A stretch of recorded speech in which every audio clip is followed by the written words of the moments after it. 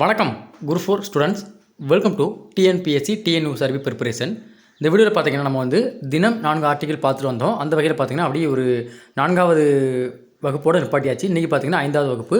So இதில் பார்த்திங்க அப்படின்னா விதி 19 to 22 இந்த 4 விதிகளை வந்து நம்ம வந்து பார்க்க போகிறோம். ஸோ டீட்டெயிலாக பார்க்கலாம். அதுக்கு முன்னாடி பார்த்திங்கன்னா நம்ம வந்து இது வரைக்கும் பார்த்திங்கன்னா விதி 18 வரைக்கும் பார்த்துருந்தோம். அதை அப்படியே ஒருத்தருக்கு ரீகால் பண்ணிக்கலாம்.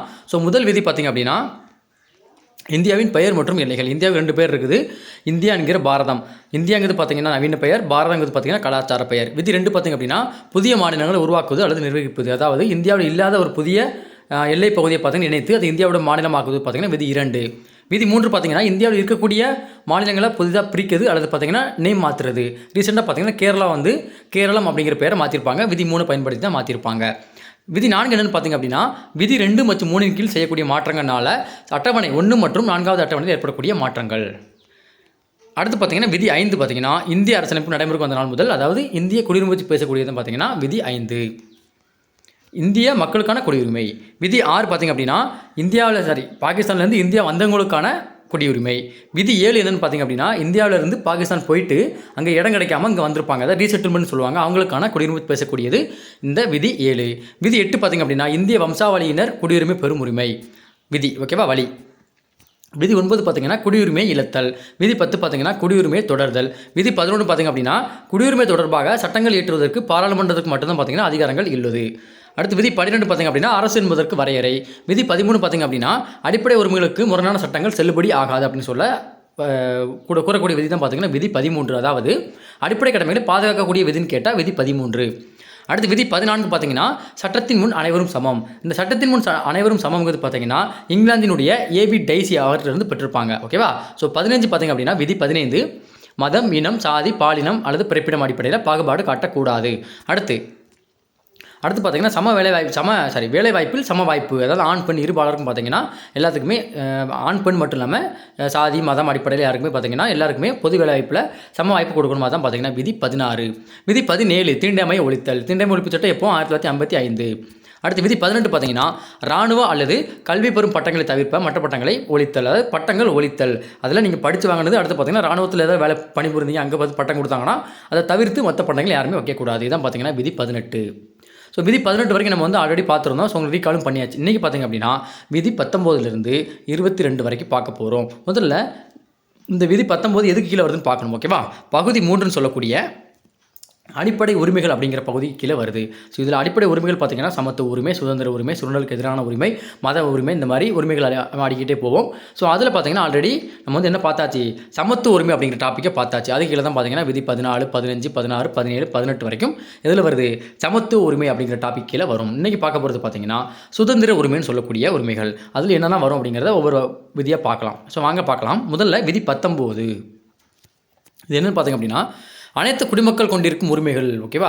ஸோ இதுக்கு கீழே கொஞ்சம் வகைப்படுத்தியிருப்பாங்க. என்னென்ன அப்படின்னு சொல்லி பார்க்கலாமா. முதல்ல 19 ABCDEF வரைக்கும் இருக்குது. ஸோ நீங்கள் எப்படிலாம் எடுத்துக்கலாம். ஓகேவா. ABCDன்னு எடுத்தாலும் ஓகே தான், அல்லது 1 2 3 இந்த மாதிரி எடுத்தாலும் ஓகே தான், அல்லது பார்த்தீங்கன்னா தமிழில் AAEE அந்த மாதிரி எடுத்தாலும் ஓகே தான். ஓகே, எப்படி எடுத்தாலும் நீங்கள் எடுத்துக்கலாம். ஓகேவா. என்னை பொறுத்த வரைக்கும் 19 A அப்படின்னு எடுத்துக்கிடுவேன். அடுத்து 19 B அப்படின்னு எடுத்துக்கிடுவோம். ஓகே, அந்த மாதிரி நான் எடுத்துக்கிடுவேன். நீங்கள் எப்படி எடுத்துக்கிட்டாலும் ஓகே தான். ஸோ முதல்ல 19A பேச்சு மற்றும் கருத்து சுதந்திரம்.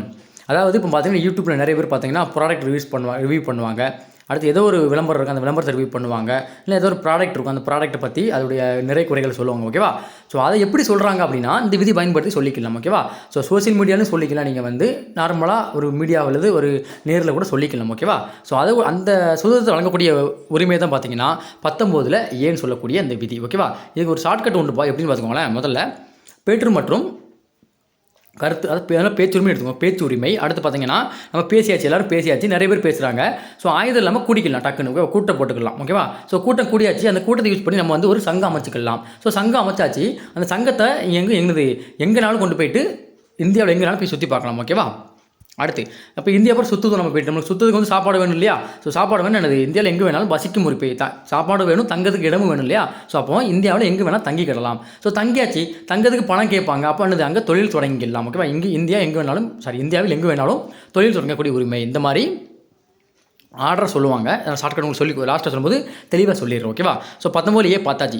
பேச்சு மற்றும் கருத்து சுதந்திரம். இந்த கருத்து சுதந்திரம் தான் பார்த்தீங்கன்னா மீடியா, அதாவது ஊடகம்னு சொல்கிறாங்க இல்லையா, ஊடகமும் இல்லை தான் வரும். ஓகேவா?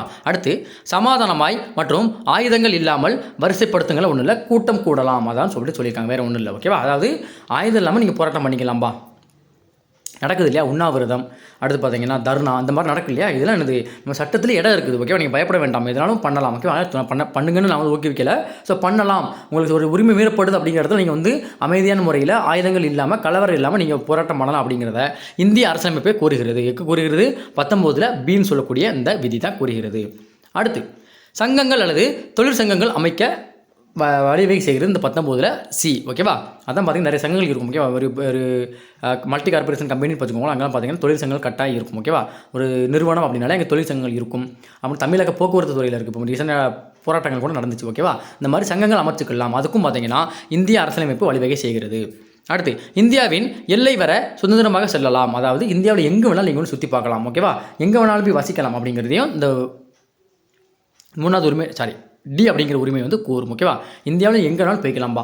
அதுக்கு வந்து பார்த்தீங்கன்னா பாஸ்போர்ட்டோ அல்லது ஏதோ ஒன்று கூட கேட்க மாட்டாங்க. ஓகேவா? உங்களுக்கு ஒரு எல்லையை தாண்டி, அதாவது ஒரு மாநில எல்லையை தாண்டி போகும்போது நீங்கள் இந்த மாநிலத்தை சார்ந்தவர் அப்படிங்கிறதுக்காக நிரூபிக்காண்டி உங்களுடைய ஆதார் கார்டோ அல்லது ஏதோ ஒன்று கேட்பாங்க. அது ஜஸ்ட் ஒரு ஐடென்டிஃபிகேஷன் வெரிஃபிகேஷன். ஓகேவா? ஆனால் அங்கே வரக்கூடாதுன்னு சொல்லி தடை போடுறதுக்கு எந்த மாநில அரசுக்கோ அல்லது மாவட்ட அரசுக்கோ அனுமதி இல்லை. ஓகேவா? அடுத்து இந்தியாவின் எல்லைக்கு உட்பட்ட எந்த பகுதியிலும் குடியேற வசிக்கும் உரிமை, அதாவது இந்தியாவில் எங்கே வேணாலும் போய் வசிக்கலாம். ஓகேவா? இதுக்கு முன்னாடி பார்த்தீங்கன்னா காஷ்மீரில் மட்டும் பார்த்தீங்கன்னா வசிக்க முடியாது, ஏன்னா 370 சிறப்பு அந்தஸ்து இருந்தது. அதையும் பார்த்தீங்கன்னா இப்போ இந்த இருக்கக்கூடிய அரசு நீக்கிருச்சு. ஓகேவா? 2019 செப்டம்பரோ நவம்பரில் நீக்கியிருப்பாங்க. அதனால் இப்போ கூட நீங்கள் வந்து காஷ்மீரில் கூட போய் குடியேறலாம். ஓகேவா? அடுத்து இந்தியாவின் எல்லைக்கு உட்பட்ட எந்த பகுதியிலும் தொழில் தொடங்குவதற்கான உரிமை. இப்போ நம்ம தமிழ்நாடு எடுத்துக்கோங்க, நிறைய வட மாநிலத்து இளைஞர்கள் பார்த்தீங்கன்னா நம்ம தமிழ்நாட்டில் வந்து வேலை செய்கிறாங்க. ஓகேவா? அதே மாதிரி நீங்களும் அங்கே போய்ட்டு வேலை செய்யலாம். ஓகேவா?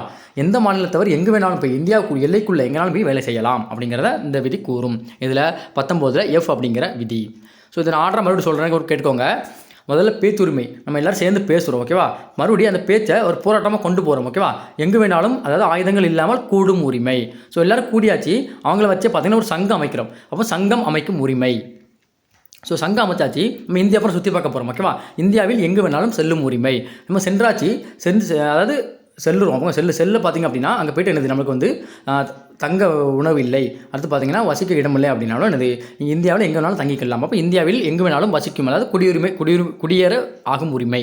அடுத்து பார்த்தீங்க அப்படின்னா நம்ம அங்கே குடியேறியாச்சு, ஒரு தொழில் வேணும் இல்லையா? ஸோ இந்தியாவில் எங்கே வேணாலும் நீங்கள் வந்து என்னது தொழில் தொடங்கலாம். இதான் பார்த்தீங்கன்னா 19 ABCDன்னு எஃப் வரை இருக்கக்கூடிய அந்த விதிகள் கூறுகிறது. நீங்கள் 19 எடுத்துட்டாலும் ஓகே தான். ஓகேவா? மேக்ஸிமம் கேட்குது பார்த்திங்க அப்படின்னா பேச்சுரிமைன்னு கேட்பாங்க. ஓகே? 19 பேச்சுரிமை அப்படின்னு சொல்லி கொடுத்தாலே போதும். அதுக்கு கீழே இதை வகைப்படுத்திருப்பாங்க. ஓகேவா?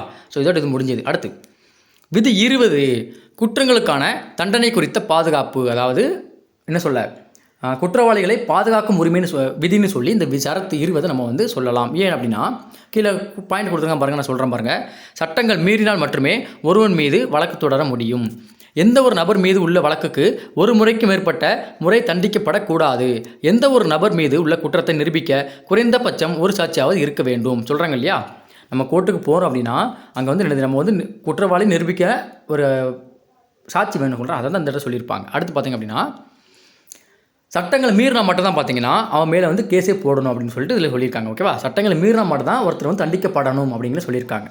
அடுத்து எந்த ஒருத்தர் மீது உள்ள வழக்குகளை ஒரு முறைக்கு மேற்பட்ட முறை தண்டிக்கப்படக்கூடாது. இது என்ன பாயிண்ட் என்ன சொல்ல வருவாங்கன்னா, இப்போ நடைமுறை என்ன சட்டம் இருக்குதோ அதைத்தான் நீங்கள் வந்து அவனுக்கு தண்டனையாக கொடுக்கணும். இப்போ வந்து பார்த்தீங்கன்னா 1000 தண்டனை வழக்கில் இருக்குது. ஓகேவா? ஒருத்தர் இப்போ ஒரு தப்பு பண்ணிட்டாரு, அவருக்கு 1000 தண்டனை கொடுத்துட்டாங்க. ஓகேவா? 1000 தண்டனை, அதாவது தப்பு பண்ணிட்டாருன்னு வச்சுக்கோங்களேன், அவருக்கு 1000 தண்டனை கொடுத்து முடிச்சாச்சு. அதுக்கு பிறகு அவர் கைதாகி உள்ள 1000 தண்டனை இருக்கும்போதே ஒரு புதுசாக ஒரு தண்டனை சட்டத்தை போடுறாங்க. அப்போது அவருக்கு அந்த தண்டனை சட்டத்தை கொடுக்கக்கூடாது. அப்படி கொடுக்கக்கூடாதுங்கிறது தான் பார்த்தீங்கன்னா அந்த விதி 20 கூறும். ஓகேவா? தற்போது உள்ள ஒரு தண்டனை சட்டத்தை மட்டும்தான் நீங்கள் வந்து அவனுக்கு தண்டனையாக கொடுக்கணும். அவரை கைதான பிறகு ஏதோ ஒரு சட்டத்தை புதுசாக போடுறாங்க அப்படின்னா அதை அவர் மேலே திணிக்கக்கூடாது. அதே மாதிரி பார்த்திங்க அப்படின்னா அவர் வந்து சாத்தியம், அதாவது இப்போ நான் அவர் தப்பே பண்ணலை, போலீஸ் ஸ்டேஷனில் போயிட்டு அவரை அடித்து துன்புறுத்தி ஒத்துக்க வைக்கக்கூடாது அப்படிங்கிறது இந்த விதி வந்து சொல்லும். விதி 20 அப்படிங்கிறது சொல்லும். ஓகேவா? குற்றவாளிகளுக்கான, அதாவது குற்றவாளிகளை பாதுகாக்கும் உரிமை. ஓகேவா? குற்றவாளியே இருந்தாலும் அவருக்கு வந்து இந்தியன் பீனல் கோடு சொல்லுவாங்க, ஐபிசின்னு சொல்லுவாங்க இல்லையா, அதில் உள்ள தண்டனைகளையும் கொடுக்கலாம். அடுத்து பார்த்தீங்கன்னா அரசியலமைப்பில் சொல்லக்கூடிய அந்த தண்டனை மட்டும் தான் கொடுக்க முடியும். புதுசாக ஒரு சட்டத்தை போட்டு அவருக்கு மட்டும் போட்டு கொடுக்கக்கூடாது. ஓகே? அப்படிங்கிறத அந்த விதி 20 சொல்லும். சார்ட்டு சொல்லணும் அப்படின்னா குற்றவாளிகளை பாதுகாக்கும் உரிமை தான் இது விதி 20. அடுத்து விதி 21 பார்த்திங்க அப்படின்னா வாழ்க்கை மற்றும் தனிநபர் சுதந்திரம் பாதுகாப்பு. அதாவது தனிநபர் சுதந்திரம். ஓகேவா, எனக்கு இப்போ சுதந்திரம் இருக்குன்னா என்னெல்லாம் பண்ணலாம் அப்படிங்கிறது இருக்கணும். ஓகேவா, அது எப்படி சொல்ல வரோம்னா என்னுடைய சுதந்திரம் மற்றவர்களை காயப்படுத்தாமல் இருக்கணும். அதுதான் பார்த்தீங்கன்னா இந்த விதி 21 கரெக்டான பாயிண்டாக முன் வைக்கும். அதாவது இப்போ நீங்கள் இருக்குது அப்படின்னா உங்களுடைய சுதந்திரம் மற்றவர்களை பாதிக்கப்படாத வகையில் இருக்கணும். அப்படி இருந்தால்தான் அது சுதந்திரம் அப்படிங்கிறத இந்த விதி 21 கூறும். அதுக்கு மீறினா அது பார்த்தீங்கன்னா தண்டனையாக மாறிவிடாது, குற்றமாக மாறிவிடும். இப்போ விதி 21 என்னப்பா, தனி மனித சுதந்திரம் அப்படின்னு வச்சுக்கோங்க, மறக்காது. அடுத்து விதி 22 கைது மற்றும் சில விஷயங்களில் தடுப்பு காவலில் வைப்பதற்கு எதற்கான பாதுகாப்பு. அதாவது பார்த்திங்க அப்படின்னா இதுதான் ஒரு முக்கியமான விதி. ஸோ இப்போ படத்துலலாம் பார்த்துருப்பீங்க, ஒரு சிலவங்க கேட்பாங்க, ஒரு போலீஸ் அரெஸ்ட் பண்ண வராங்க அப்படின்னா ஒன்று அரெஸ்ட் வாரண்ட் இருக்கான்னு கேட்பாங்க. அதை நான் என்ன தப்பு பண்ணேன், என் மேலே கம்ப்ளைண்ட் கொடுத்தா இல்லை என்னோட வக்கீல்கிட்ட பேசுகிறேன்னு சொல்லுவாங்க இல்லையா. அதுக்கு அந்த விதி அவங்க அது எதை பேஸ் பண்ணி சொல்லுவாங்கன்னா இந்த விதி 22 பேஸ் பண்ணி தான் சொல்லுவாங்க. அதாவது விசாரணையின்றி யாரையும் கைது செய்யக்கூடாது. இதுதான் பார்த்திங்க அப்படின்னா இந்த விதி 22 கூறக்கூடியது. போலீஸ் ஸ்டேஷனுக்கு அழைச்சிட்டு போகலாம், ஓகேவா, ஆனால் கைது பண்ணி அழைச்சிட்டு போகக்கூடாது. உங்கள் மேலே இந்த மாதிரி புகார் வந்திருக்குது, உங்கள்கிட்ட நாங்கள் விசாரிக்கணும் வாங்கன்னு சொல்லிட்டு போலீஸ் ஸ்டேஷனில் வச்சு, அதாவது கூண்டுக்குள்ளே வைக்கக்கூடாது. நார்மலாக இப்போ ஒரு இன்ஸ்பெக்டர் இருக்காருன்னா அவருடைய ரூம்லேயோ அல்லது வச்சு நார்மலாக தப்பை கேட்டுக்கிட்டு விசாரிக்கணும். ஓகே, விசாரித்த பிறகு தான் பார்த்தீங்கன்னா அவர் கைது பண்ணணும் அப்படிங்கிறது பண்ணணும். அந்த இதை பற்றி பேசக்கூடியது தான் விதி 22. அதாவது விசாரணையின்றி யாரும் கைது செய்யக்கூடாது. அதாவது இப்போ அவர் தப்பே பண்ணியிருக்க மாட்டார், கம்ப்ளைண்ட் கொடுத்துருப்பாங்க, பொய்யான புகார் கொடுத்துருப்பான்னு வச்சுக்கோங்களேன். அந்த இடத்துல டேரெக்டாக வீட்டுக்கு கைது பண்ணி கூட்டு போகக்கூடாது. அதுலேருந்து பாதுகாக்கக்கூடியது தான் இந்த விதி 22. கீழே கொடுத்துருவாங்க பாருங்கள், கைது செய்வதற்கான உரிய ஆவணங்களின்றி ஒருவரை கைது செய்யக்கூடாது.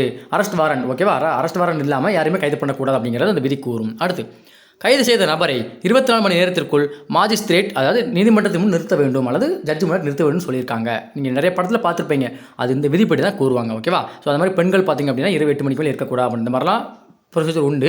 ஸோ அந்த மாதிரி பாதுகாக்கக்கூடிய விதி தான் பார்த்தீங்கன்னா சரத்து 22. ஓகேவா, நல்லா புரிஞ்சுக்கணும். விசாரணையின்றி யாரும் கைது செய்யக்கூடாது. இதுதான் பார்த்தீங்கன்னா சரத்து 22 கூறக்கூடியது. ஸோ இப்போ நம்ம ஆல்ரெடி பார்த்தாச்சு, 4 விதிகள் பார்த்தாச்சு இல்லையா. ஸோ முதல்ல சொல்கிறேன், விதி 19 என்ன ரீகால் பண்ணுறேன். விதி 19 பார்த்தீங்கன்னா கருத்து மற்றும் பேச்சுரிமை, இதை மட்டும் நான் வச்சுக்கோங்க, வேறு எதுவும் வைக்க வேண்டாம். ஓகேவா, கருத்துரிமை மற்றும் பேச்சுரிமை விதி 19. விதி 20 என்னது, குற்றவாளிகளை பாதுகாக்கும் உரிமை. அடுத்து விதின்னு வச்சுக்கோங்க. ஓகேவா, அடுத்து விதி 21 என்னது, தனி மனித சுதந்திரம். விதி 22 என்னது, விசாரணையின்றி யாரையும் கைது செய்யக்கூடாது. ஓகேவா, அந்த 4 விதிகள் ரொம்ப ரொம்ப முக்கியம். இதில் அடிக்கடி கேட்ட ஒரு கொஸ்டின் சொல்லப்போனால் விதி 19, அதாவது சரத்து 19 சொல்லக்கூடிய கருத்து மற்றும் பேச்சுரிமை. இந்த இது பார்த்தீங்கன்னா அடிக்கடி கேட்டிருக்காங்க. போன வருஷம் நினைக்கிறேன், போன வருஷம் இல்லை, 2018 நினைக்கிறேன், அந்த குரூப் 4ல் பார்த்திங்க அப்படின்னா கேட்டிருந்தாங்க. என்ன கேட்டிருந்தாங்க அப்படின்னா ஊடகம் இருக்கு இல்லையா, ப்ரெஸ்ஸு. ஸோ ப்ரெஸ்ஸுக்கு அந்த உரிமை வழங்கக்கூடிய அந்த விதி என்ன கேட்டிருந்தாங்க, 19 ஏன்னு சொல்லக்கூடிய பேச்சு மற்றும் கருத்து சுதந்திரம். இதுதான் பார்த்தீங்கன்னா அந்த ஊடகத்துக்கு ஒரு உரிமையை வழங்குகிறது அப்படின்னு சொல்லி தெரிஞ்சிருக்கணும். அப்போ இந்த விதி கேட்க வாய்ப்புகள் அதிகம். ஓகேவா, ஸோ நம்ம 4 விதிகள் பார்த்தாச்சு. ஸோ அடுத்த வகுப்பில் பார்த்திங்க அப்படின்னா நம்ம என்னது, இந்த சுரண்டலுக்கு எதிரான உரிமை, மத சுதந்திர உரிமை, பரப்பும் உரிமை இல்லை, அதில் நம்ம அடுத்த வகுப்பில் பார்க்கலாம். ஸோ அதனால் ரீச் கொடுங்க, நான் உங்களுக்கு எல்லாமே ஃப்ரீயாக பண்ணி தரேன். ஓகேவா, ஸோ நன்றி, வணக்கம். நம்ம சேனலை மறக்காமல் சப்ஸ்கிரைப் பண்ணிக்கோங்க. இது குரூப் 4க்கு மட்டும் இல்லை, ஜிடி கான்ஸ்டபிள், அடுத்து பார்த்தீங்கன்னா RPF சொல்லக்கூடிய ரயில்வே ப்ரொடெக்ஷன் ஃபோர்ஸ், ரயில்வே காவல்படை, அதுக்கு நீங்கள் இது யூஸ் பண்ணிக்கலாம். ஓகேவா, எல்லா எக்ஸாமும் யூஸ் பண்ணிக்கலாம்பா. ஏன்னா விதி தான், அரசியலமைப்பில் ஒன்று தான். நீங்கள் UPSசியில் போய்ட்டு IAS IPS எழுதினாலும் இந்த விதி தான் வரப்போகுது. ஓகேவா, ஸோ அதை கூட நீங்கள் யூஸ் பண்ணிக்கலாம். ஸோ நன்றி, வணக்கம். அடுத்த வீடியோவில் சந்திக்கலாம். நம்ம சேனலை மறக்காமல் சப்ஸ்கிரைப் பண்ணிக்கோங்க.